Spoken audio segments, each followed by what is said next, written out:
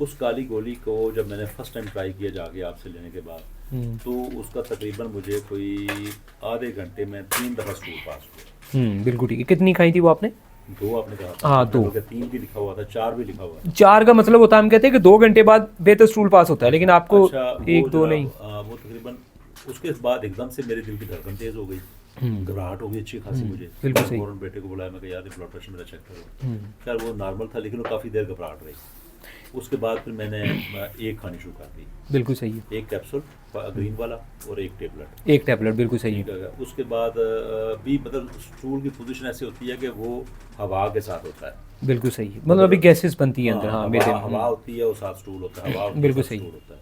लेकिन अभी 1 कैप्सूल और 1 गोली राई कब्ज़ के साथ वो खा के आप फिर मैदा समझते हैं कि मुतमिन हो जाते हैं कि बेहतर वॉश हो जाता है? फिर वो नहीं, ऐसा सच नहीं।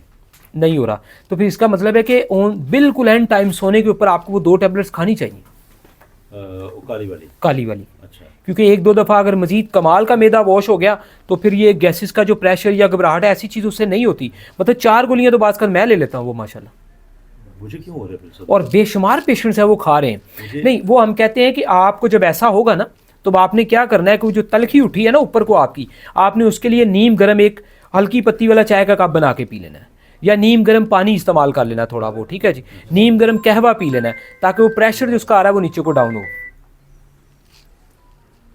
वो वक्ती तौर पे हुआ है। हाँ, बिल्कुल सही हो गया।